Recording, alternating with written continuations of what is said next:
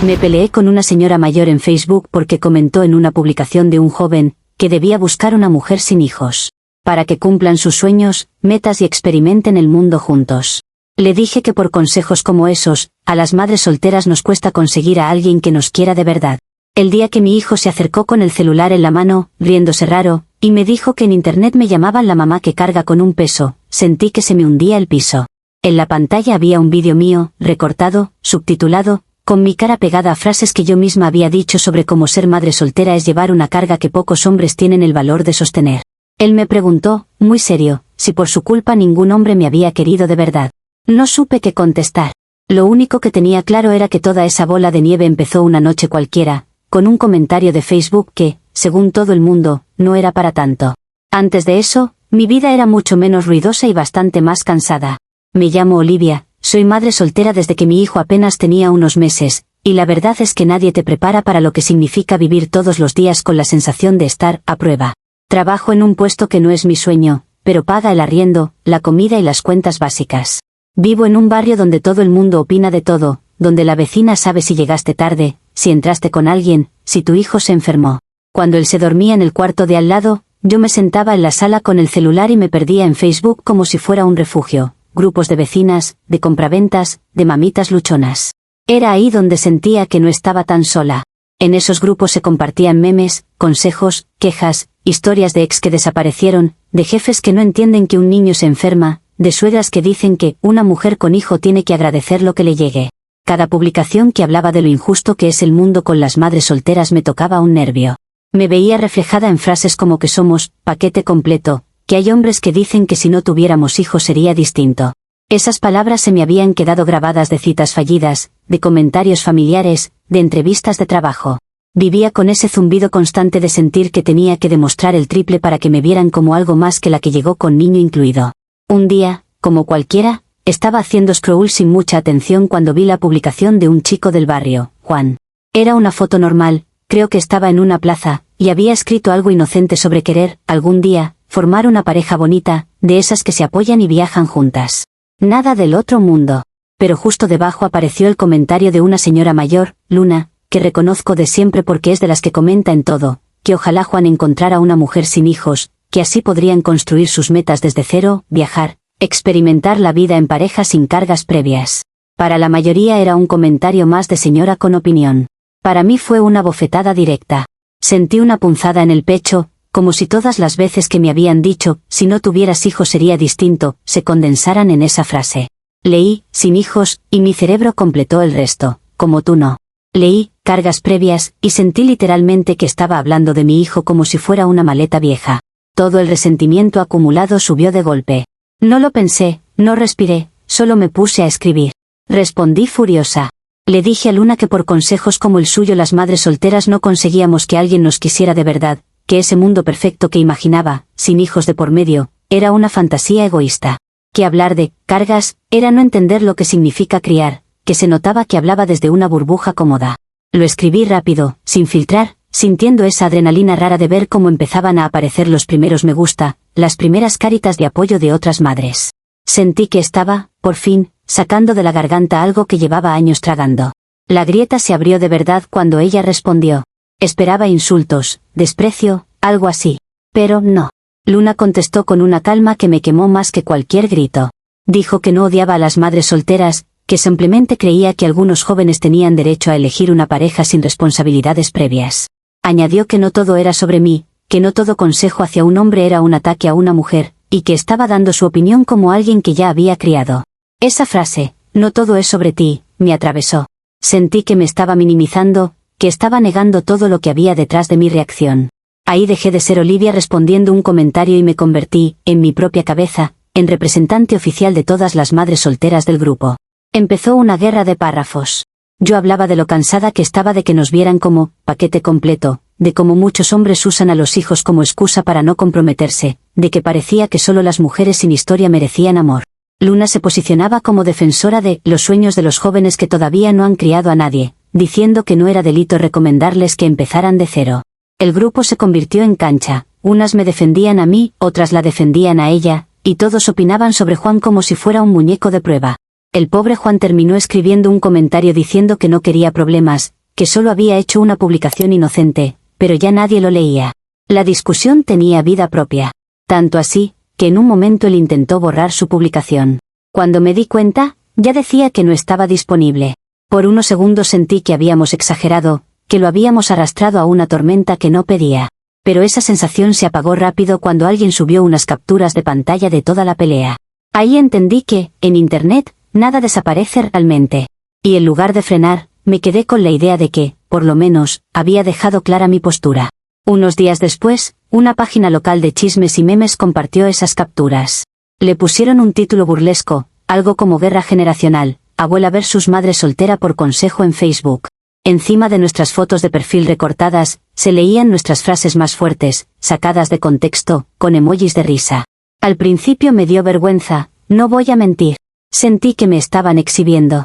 Pero luego empecé a leer los comentarios y vi que mucha gente puso que la señora era clasista, que ya estaba bien de gente que trataba a los hijos como si fueran basura, que alguien tenía que decir lo que yo dije. También había quien me llamaba intensa, exagerada, ridícula. Yo elegí concentrarme en los primeros. Hubo un comentario en particular que me infló el pecho. Una mujer escribió que ver mis respuestas le había dado valor para seguir saliendo con alguien nuevo sin pedir perdón por tener 2 hijos. Otra dijo que lloró leyendo cómo le dije a Luna que dejara de hablar de cargas. En ese momento, el escarnio público se transformó en oportunidad en mi cabeza. Ya no era solo una pelea en comentarios, ahora había una audiencia, una especie de escenario. Me empecé a ver como algo más grande que una mujer cansada respondiendo en caliente. Me vi como una especie de voz de todas las que se tragaban esas frases en silencio. No pasó mucho hasta que me escribió la gente de una radio comunitaria. Era de esas radios que siempre están buscando polémicas locales para llenar la programación. Me dijeron que querían hacer un debate sano sobre expectativas de pareja, hijos y prejuicios. Que les parecía interesante invitarme a mí y a la señora para hablar de lo que había pasado, de cómo cada una veía el tema. Luna, por lo que supe después, aceptó a regañadientes. Yo dije que sí casi sin pensarlo. En mi cabeza, era la oportunidad perfecta para darle voz a todo lo que muchas madres sienten pero no se atreven a decir por miedo a quedar mal. El día del programa llegué al estudio nerviosa pero emocionada. Al principio mantuve la compostura. Conté lo difícil que es criar sola, cómo tienes que hacer malabares con horarios, como muchos hombres, apenas se enteran de que tienes hijo, cambian el tono, se alejan, porque no están listos para ser papás de golpe.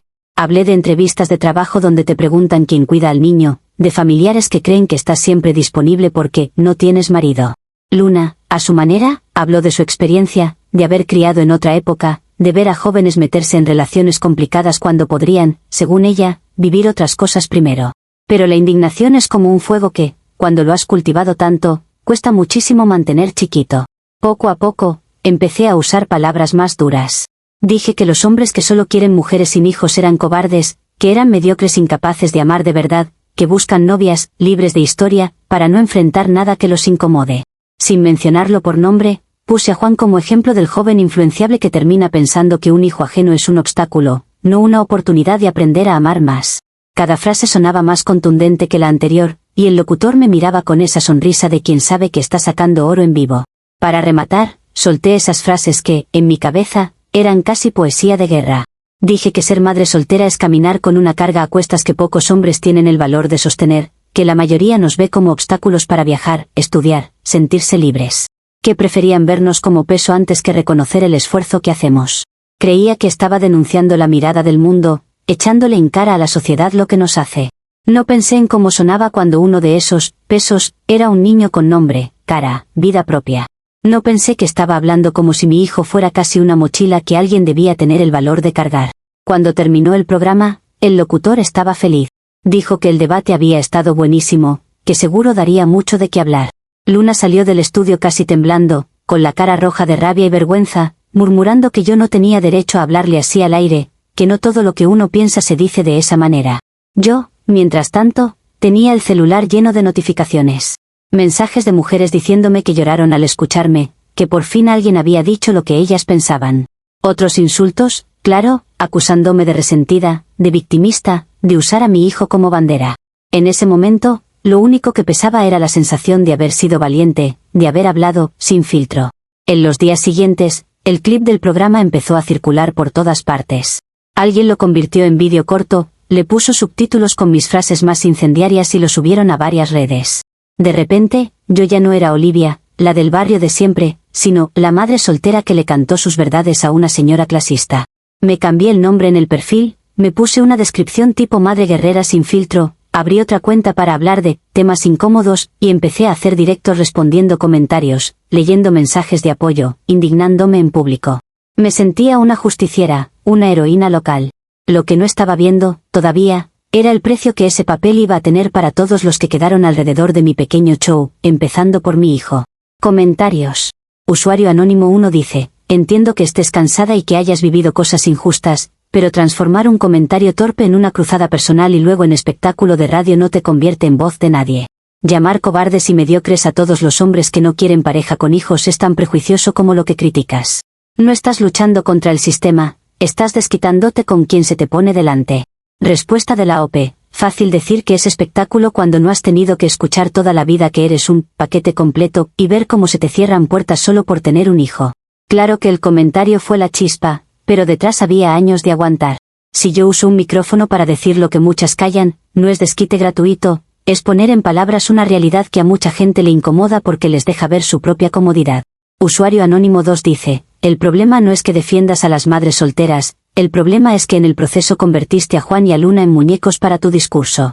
Él hizo una publicación inocente y ella dio un consejo discutible, sí, pero tú los usaste como enemigos perfectos para tu narrativa. No pensaste en que ellos también tienen vida más allá de tu indignación. Respuesta de la OP. Juan y Luna son parte de un patrón que se repite una y otra vez. No están ahí por mala suerte, sino porque representan cosas que muchas hemos escuchado 1000 veces. Entiendo que tengan su vida, no los odio ni nada, pero si yo no ponía ejemplos concretos, nadie iba a escuchar. El problema no es que yo los mencionara, el problema es que lo que dijeron encaja demasiado bien con un sistema que nos pasa por encima. Usuario Anónimo 3 dice: lo más grave es la forma en que hablaste de ser madre soltera como caminar con una carga. Aunque digas que hablabas de cómo la sociedad lo ve, tus palabras son claras. Tu hijo no va a escuchar contexto, va a escuchar a su mamá diciendo que él es un peso que pocos hombres tendrían el valor de cargar. Y eso no es culpa de Luna, ni de los hombres, es tuya. Respuesta de la OP. Sé que esa frase suena dura, y quizá no fue la mejor forma de decirlo, pero estaba describiendo exactamente cómo nos ven desde fuera, no como yo lo siento por mi hijo. Que el mundo nos trate como peso no significa que yo lo vea así a él. Obviamente a un niño le cuesta distinguir eso, lo sé, pero si nunca nombramos la dureza de esa mirada, entonces parece que no existe. Yo puse en voz alta algo que muchos prefieren esconder porque les da vergüenza reconocerlo. Actualización 1. El clip de la radio no tardó nada en despegar. Al principio eran solo unas cuantas compartidas entre gente del barrio, pero de un día para otro ya estaba en todos lados. Alguien hizo lo que ahora hace todo el mundo, tomó el audio, lo recortó, me puso subtítulos grandes con mis frases más incendiarias y lo subió a varias páginas. De repente yo ya no era solo esa Olivia que respondía en grupos de Facebook, era la madre soltera que le cantó sus verdades a una señora clasista. Ver esa etiqueta debajo de mi cara me dio una mezcla rara de orgullo y vértigo. Pensé que, por fin, esa versión de mí que pelea en silencio en los comentarios tenía un escenario más grande. Con esa sensación inflándome el pecho, empecé a jugar con mi propia imagen. Cambié el nombre del perfil, me puse algo como Olivia Madre Guerrera sin filtro, y armé una cuenta aparte, solo para hablar de temas incómodos. Me di permiso para convertirme en personaje. Empecé a hacer directos desde la sala, con la luz medio mala y mi hijo durmiendo en el cuarto, respondiendo a comentarios, leyendo mensajes de apoyo, indignándome en vivo. Cada vez que alguien decía que yo era su voz, que lloró conmigo, que se sintió acompañada, yo sentía que todo el cansancio de años encontraba un sentido, aunque fuera de pantalla hacia adentro. En esos lives, empecé a repetir la historia de la publicación original, pero cada vez se volvía un poco más dramática. El comentario de Luna ya no era solo un comentario torpe de una señora, lo convertí en símbolo de todas las puertas que me habían cerrado. Le añadía detalles, mezclaba anécdotas reales con otras infladas. El tipo que me dijo que yo era paquete completo, el otro que desapareció cuando supo que tenía hijo, un jefe que preguntó si no me daba vergüenza llegar tarde por llevar al niño al médico. Terminaba colocando todo eso en la espalda de frases como la de Luna, hasta que mi relato parecía una cadena perfecta donde yo siempre era la que soportaba el peso de un sistema diseñado contra mí. Poco a poco, Juan se fue desdibujando en mi mente. Al principio seguía recordando que todo empezó con una publicación suya, con su cara de niño bueno diciendo que quería una pareja linda algún día. Pero con cada live, con cada repetición del cuento, él se volvió casi un extra. Pasó a ser ese joven influenciable al que yo usaba como ejemplo de cómo las ideas de gente como Luna moldean las cabezas de los hombres. Lo nombraba de pasada, como si fuera un concepto, no una persona real de carne y hueso con su vida por delante. Cada vez que alguien preguntaba por él en los comentarios, yo respondía que no era sobre un solo chico, que era sobre todo un sistema. Y seguía. Lo que yo no veía, porque mi mundo se había reducido a la pantalla del celular y al eco de mis propias palabras, era lo que ocurría en el otro lado. Juan, mientras tanto, estaba en pleno proceso de selección para un trabajo importante en una empresa que muchos soñaban con conseguir. Lo supe mucho después, claro, pero en ese momento yo ni me imaginaba que su nombre estaba siendo tecleado en un buscador de redes por alguien de recursos humanos. Y que, al hacerlo, lo primero que aparecía era el clip de mi debate, las capturas de la pelea, cientos de comentarios donde lo llamaban discriminador, egoísta, inmaduro por querer mujeres sin hijos, aunque él nunca hubiera escrito una sola palabra en ese sentido. En la última etapa de su selección, alguien de esa empresa, buscando evitarse problemas, decidió que era demasiado ruido contratar a un chico asociado a una polémica local. No importó que él hubiera intentado borrar la publicación, que no hubiera insultado a nadie.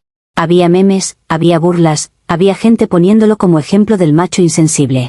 Le mandaron un correo educado diciéndole que habían decidido seguir con otros candidatos. No le explicaron el motivo, pero él lo intuyó. Mientras él recibía ese correo, yo probablemente estaba en vivo agradeciendo a mis nuevas seguidoras, leyendo en voz alta mensajes de «Eres nuestra voz», sin ver el hilo invisible que conectaba mi rabia con la oportunidad que se le escapaba a alguien que apenas conocía. Para mí, en ese momento, solo existía una cosa, la idea de que por fin el mundo estaba escuchando lo que tenía que soportar una madre como yo. Comentarios de la actualización 1. Usuario anónimo 1 dice, te emocionas con los seguidores nuevos y con que te llamen «Madre Guerrera», pero ni siquiera te detienes a pensar en el papel de Juan. Él fue la excusa perfecta para tu guerra personal y terminó quedando como el villano machista en todas partes, sin haber dicho nada. Y tú sigues hablando como si solo hubiera sistema y no personas reales pagando el precio de tu rabia.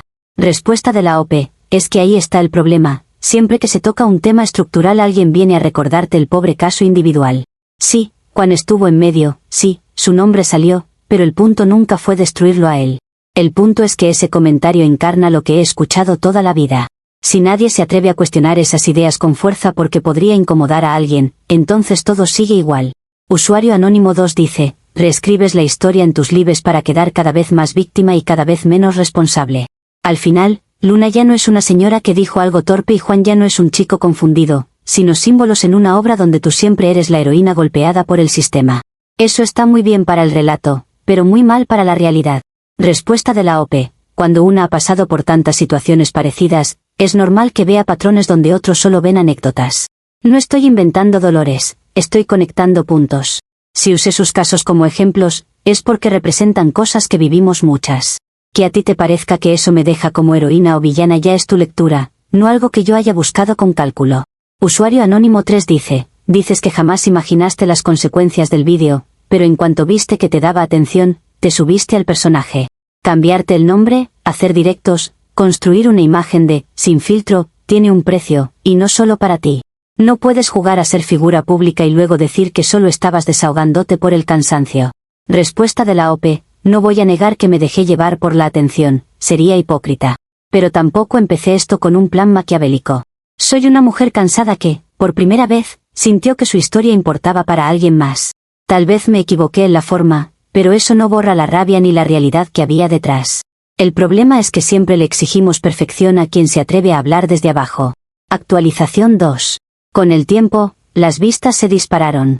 El clip del debate ya no era solo cosa del barrio, estaba en páginas que yo ni seguía. Cada vez que entraba a mis redes, había nuevas notificaciones, mensajes, solicitudes. Yo me había empezado a acostumbrar a esa sensación de ser la que dice lo que otras piensan, así que seguí alimentándola. Hacía directos cada pocos días, contaba la historia una y otra vez, cada vez con más adornos. El comentario de Luna acabó convertido en algo casi mítico, el momento en que, por fin dije basta. Las veces que me quedaba corta de ejemplos, sumaba recuerdos de otras injusticias hasta que la línea entre lo que realmente había pasado y lo que me convenía contar se volvía muy fina. Mientras yo crecía en volumen, Luna se encogía. Al principio, la señora intentó defenderse en los comentarios. Escribía cosas como que nunca había querido herir a nadie, que solo estaba dando un consejo puntual a un muchacho, que ella también sabía lo que era criar y que no merecía que la llamaran clasista. Pero cada cosa que decía era recortada, sacada de contexto, convertida en meme. En la página de chismes, la ponían como caricatura de la vieja que odia madres solteras. La gente empezó a reconocerla por la calle como la señora del audio. Algunos se reían a sus espaldas, otros le decían cosas en la fila del mercado. A mí me llegaban esos chismes como si fueran pruebas de que algo se estaba moviendo. El cuerpo no entiende de la X, entiende de estrés. Según supe por un familiar tiempo después, la presión le empezó a jugar malas pasadas. Luna comenzó a dormir mal, a comer menos, la presión se le disparaba. Ella seguía entrando a Facebook, leyendo comentarios, tratando de aclarar cosas, pero cada intento solo generaba más burla. En una visita al médico, le dijeron que redujera el uso de redes, que evitara conflictos, que se cuidara. Mientras tanto, yo seguía mencionándola en mis directos, a veces sin decir su nombre, hablando de esas viejas que se creen dueñas de la moral y arruinan la mente de los jóvenes con sus prejuicios. Cada vez que decía algo así, los comentarios se llenaban de risas, de gente insultando a la vieja. El eco fue creciendo y ya no solo me pertenecía. Algunas páginas feministas empezaron a recortar solo mis frases más duras y usarlas como bandera. Ponían mi cara con textos de no somos cargas o no somos paquetes. Al principio eso me daba orgullo, sentía que mi rabia se había convertido en eslogan. Pero al mismo tiempo, páginas abiertamente misóginas agarraron el clip para ridiculizarme a mí y a todas las madres solteras, poniéndolo junto a montajes y burlas. Mi discurso empezó a rebotar entre extremos que nada tenían que ver con mi vida real, debates de gente que ni conocía, insultos cruzados que usaban mis palabras como munición. Yo empezaba a notar que mi rostro aparecía en discusiones que no entendía. De repente alguien me etiquetaba en una pelea entre dos páginas, otras usaban mi frase de la carga, para hablar de temas que no tenían nada que ver con madres solteras. Era como si hubiera soltado un animal que ahora iba por ahí mordiéndolo todo. Aún así, seguía. Cuando alguien se atrevía a sugerirme en privado que bajara un poco el tono, que ya se había entendido el mensaje, que quizá estaba haciendo daño sin querer, yo respondía con indignación automática. Decía que a las mujeres que reclamamos siempre nos piden bajar el tono, pero a los que nos humillan nadie les dice nada. Me aferré a la idea de que mi rabia era brújula moral, no me di cuenta de que el centro de mis discursos había dejado de ser la dignidad de las madres solteras y se había convertido en la herida de mi propio ego. Empecé a disfrutar más del aplauso que de la causa. Lo noté una vez, en medio de un directo, cuando me di cuenta de que hablaba más de cómo me habían tratado a mí en la radio, de cómo se había viralizado mi cara, de la gente que me reconocía en la calle, que de cualquier propuesta concreta para mejorar algo. Si alguien preguntaba por cosas prácticas, como guarderías, ayudas, derechos laborales, yo respondía rápido y volvía a la anécdota de Luna, a la frase de Juan, a mi papel de mujer incomprendida. El dolor de fondo seguía siendo real, pero el foco estaba claramente torcido. Y aún así, yo seguía convencida de que quien me criticaba era porque no soportaba escuchar verdades incómodas. Comentarios de la actualización 2. Usuario anónimo 1 dice, empezaste denunciando un comentario injusto y terminaste alimentando un circo donde Luna es el payaso principal. Te da igual que la gente la reconozca, se burle, la señale en el mercado, siempre que te siga sirviendo de ejemplo. Hablas mucho de empatía hacia las madres, pero no tuviste ni una gota hacia una mujer mayor que se vio arrastrada a algo que tú seguiste inflando. Respuesta de la OP, no niego que el foco se haya puesto demasiado sobre ella, pero tampoco voy a olvidar que lo que dijo no fue inocente. ¿Cuántas veces más tenemos que escuchar que somos carga antes de que alguien ponga un alto? No puedo controlar cómo reaccionan todas las páginas ni toda la gente. Yo señalé una idea dañina. Si la persona que la dijo se siente incomodada, quizá es porque por primera vez se ve delante de un espejo. Usuario anónimo 2 dice, el hecho de que tu cara se use tanto por páginas feministas como por páginas misóginas debería hacerte cuestionar cómo de claro es tu mensaje. Dijiste frases que, sacadas de contexto, sirven para todo y para nada, y ahora te parecen halagos cuando te convierten en bandera. Eso no es lucha, es alimentar una caricatura que otros explotan como quieren. Respuesta de la OP, es normal que en una lucha haya interpretaciones distintas. No voy a dejar de denunciar algo solo porque algunos lo usen para burlarse. Lo que me importa es que haya mujeres que se sientan menos solas escuchándome. Que otros se aprovechen del ruido para sus propias agendas no es algo que pueda frenar con un botón. Al menos mi parte del mensaje nació de un malestar real, no de un deseo de ganar likes vacíos. Usuario anónimo 3 dice, dices que tu rabia es brújula moral, pero cada vez hablas menos de soluciones y más de cómo te hicieron sentir, de cómo te viralizaste, de cómo ahora eres la que dice lo que otras piensan. Eso deja claro que el centro ya no son las madres solteras, eres tú. El ego dolido encontró un escenario y no quiere soltarlo. Respuesta de la OP, no voy a negar que mi experiencia está en el centro, porque es desde ahí desde donde hablo. No soy organización ni institución, soy una persona con una historia. Si a través de mi ego, como lo llamas, otras encuentran palabras para lo suyo, algo sirve. Quizá no tengo todavía respuestas perfectas ni un plan, pero prefiero poner mi voz, con todos sus defectos, que seguir tragándome la injusticia sin abrir la boca. Actualización 3. El tiempo, como siempre, hizo lo suyo. El clip del debate dejó de ser tendencia. Las páginas que me sacaban todos los días encontraron nuevos temas de que reírse, nuevos dramas, nuevas mujeres a las que elevar o destrozar. Mis directos se fueron espaciando solos. El cansancio, el trabajo, la vida diaria terminaron ganándole a la necesidad de encender la cámara. Volví a concentrarme en sobrevivir, levantarme temprano, preparar desayunos, correr para no llegar tarde al trabajo, pasar por el mercado, ayudar con tareas, ir a reuniones escolares. Mi rabia seguía ahí, pero en modo susurro. Mi hijo, mientras tanto, crecía. Sin que yo terminara de darme cuenta, pasó de niño pegado a mis piernas a preadolescente con opiniones, con secretos, con su propio celular. Empezó a meterse en internet, a buscar vídeos de juegos, memes, curiosidades. Yo, sinceramente, estaba tan ocupada intentando mantener todo a flote que me limité a darle instrucciones básicas, que no aceptara extraños, que no diera datos, que si veía algo raro me avisara. Nunca pensé que lo raro iba a ser yo misma. Un día, estaba cocinando cuando escuché su risa desde el cuarto. Era una risa rara, mezcla de diversión y sorpresa. Luego lo escuché decir, es mi mamá, con un tono que no supe descifrar. Entré con la sonrisa automática, pensando que habría encontrado una foto vieja o un filtro tonto. Me pidió que me acercara. En la pantalla, vi mi cara en un vídeo que no reconocí al principio, rodeada de letras, de emoticonos, de un título de esos llamativos. Era una compilación de peleas épicas, y entre clips de gente gritándose en supermercados estaba yo, en la radio, diciendo las frases que alguna vez pensé que cambiarían algo. El vídeo rebobinó justo en la parte en que miraba al micrófono y decía que ser madre soltera es caminar con una carga a cuestas que pocos hombres tienen el valor de sostener, que la mayoría nos ve como obstáculos para viajar, estudiar, sentirse libres, que nos ven como peso. Mi hijo pausó ahí y me miró. No tenía edad para entender discursos sociales, solo escuchaba a su madre hablando de una carga. Me preguntó, con esa franqueza cruel que tienen los niños, si yo también lo veía como una carga, si por su culpa ningún hombre me había querido de verdad, si habría sido más feliz sin él. Me quedé completamente vacía. Quise decirle rápido que no, que hablaba del sistema, de cómo la sociedad nos ve. Empecé a explicar que no era él, que eran los hombres que nos miran así, que mis palabras iban dirigidas hacia afuera. Pero él me cortó. Dijo que no parecía que hablara de la sociedad, que parecía que hablara de él. Me contó que en el colegio algunos compañeros ya habían visto el vídeo, que uno le dijo en broma que él también era carga, y que si su mamá también lo odiaba como a los hombres del vídeo. Mientras hablaba, vi algo en sus ojos que nunca había visto hacia mí, desconfianza. Ese momento fue la verdadera explosión. Todo lo anterior, el trabajo que perdió Juan, el estrés de Luna, los insultos en redes, eran ondas. Esto era el epicentro, mi propio hijo devolviéndome las palabras que lancé al aire como si fueran dardos hacia otros, sin pensar que podían atravesarlo a él. Intenté buscar una excusa que no se oyera vacía, pero no la encontré. Por primera vez, la indignación que siempre me sostuvo se derrumbó. Me vi reflejada en esa pantalla de la peor manera posible, no como heroína de nadie, sino como alguien que, sin darse cuenta, había puesto en boca propia la idea de que su hijo era un peso. Comentarios de la actualización 3. Usuario anónimo 1 dice, ahí estaba tu verdadera audiencia y no te diste cuenta hasta que fue demasiado tarde. Podías justificarte 1000 veces diciendo que hablabas del sistema, pero el que tuvo que tragarse tus palabras fue tu hijo, no el sistema. Y ahora él carga con la pregunta de si habría sido mejor que no existiera.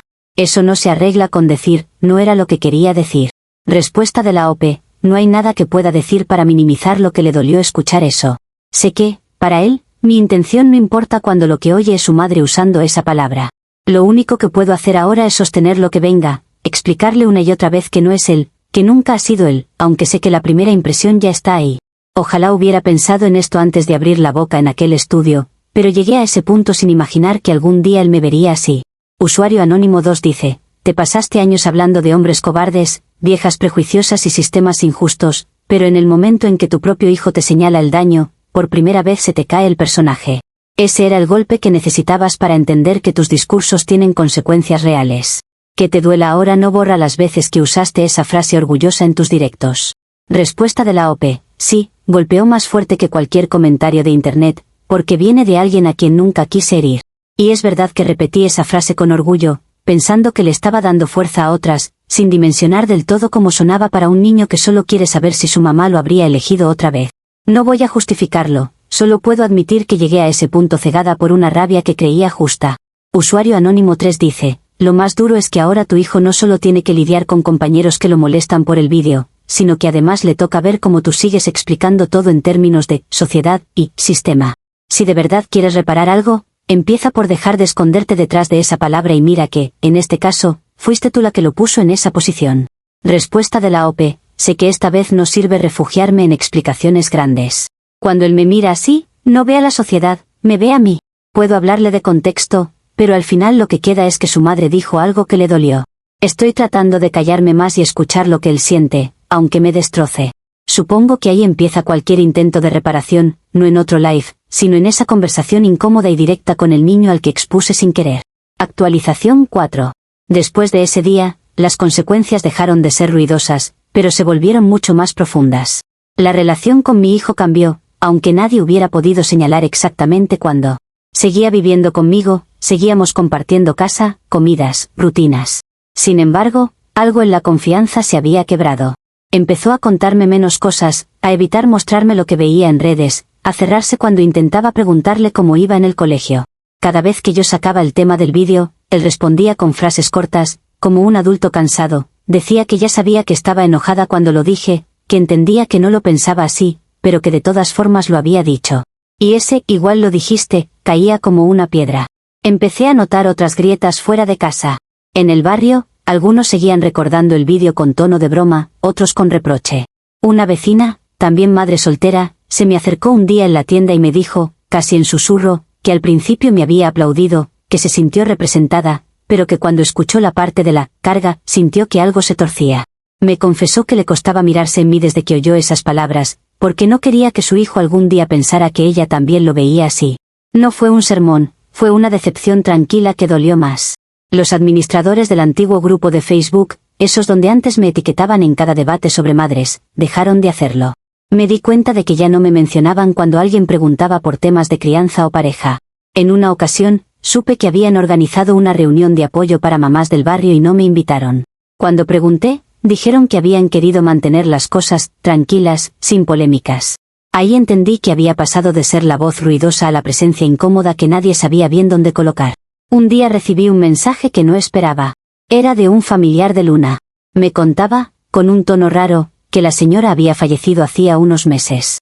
No me culpaba directamente de nada, pero mencionaba, casi como dato suelto, que desde aquel escándalo ella nunca volvió a ser la misma en redes, que le afectaba leer su nombre en comentarios crueles, que se había vuelto más nerviosa, más retraída.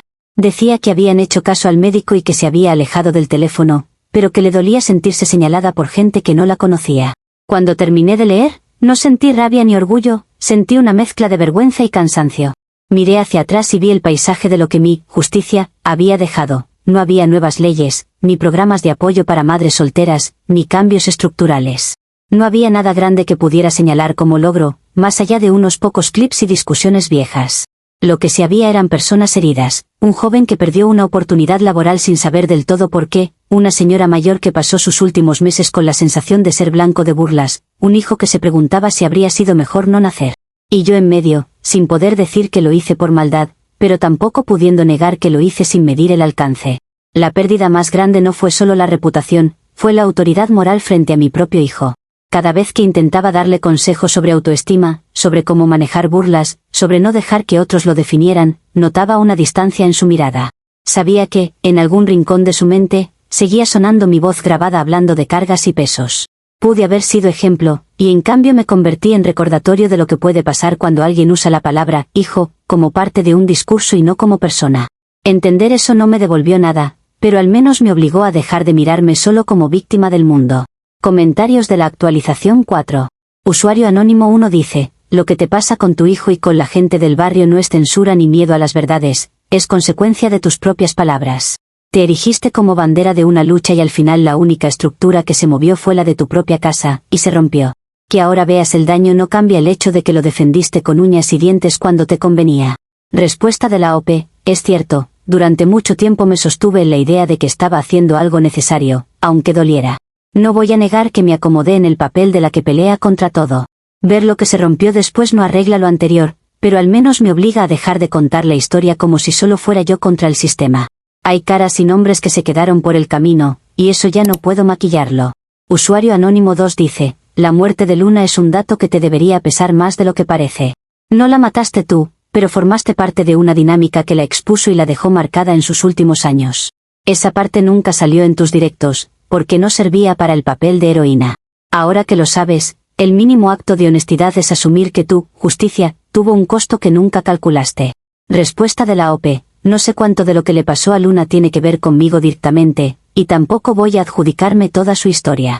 Pero sí sé que mi voz amplificó algo que la puso en el punto de mira más de lo que ella tenía edad o ganas de aguantar. Eso me pesa, aunque lo diga tarde. Me gustaría poder hablar con ella, pero ya no se puede. Y sí, es un costo que nunca puse en la balanza cuando estaba tan ocupada probando que yo tenía razón. Usuario Anónimo 3 dice, dices que no hubo cambios estructurales y es verdad. Tu pelea se quedó en memes, clips y heridas personales. Eso demuestra que lo que hiciste no fue una lucha organizada, fue una catarsis convertida en espectáculo. Que ahora te dé vergüenza es un paso, pero mientras sigas viéndolo como justicia que salió mal y no como ego desbordado, te va a costar salir del círculo. Respuesta de la OP. Tal vez tengas razón en que fue más catarsis que lucha, aunque en ese momento yo no lo veía así. Sentía que si no explotaba, me iba a envenenar por dentro. El problema fue que confundí sacar el veneno con lanzarlo en todas direcciones.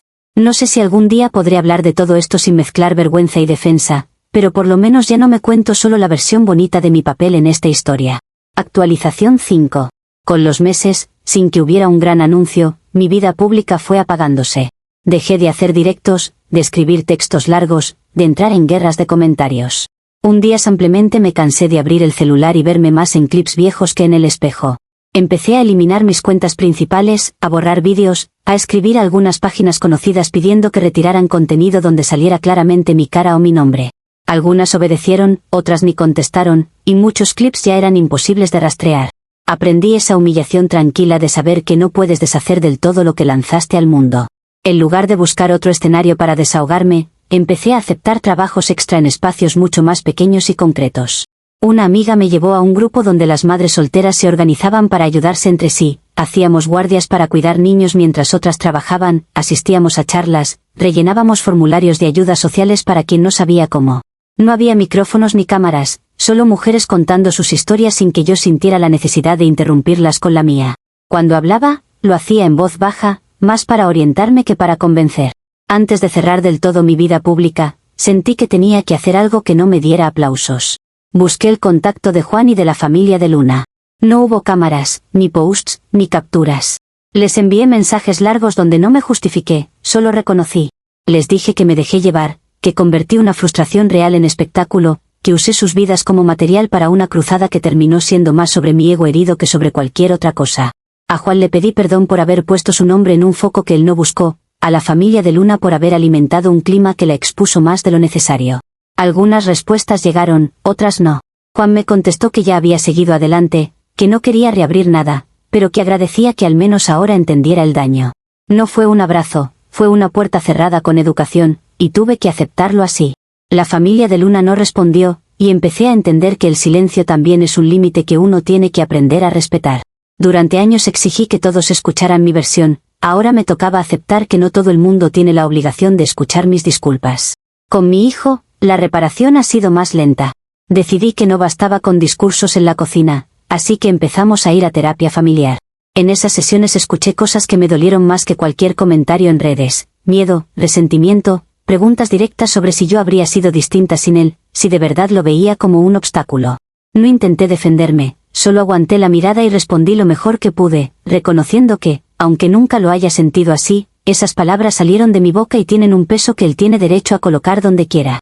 Sé que no puedo pedirle que olvide el vídeo, lo único que puedo hacer es llenarle la vida de momentos donde se sienta elegido, no cargado. Ya no me siento heroína, ni voz del colectivo, ni mártir. Pero tampoco me siento exactamente buena. Más bien me siento cansada, y por primera vez, un poco más honesta conmigo misma. Veo que mi justicia fue, en gran parte, una forma sofisticada de gritar mi dolor usando a todos como escenografía. Juan, Luna, el locutor, las páginas, incluso mi propio hijo.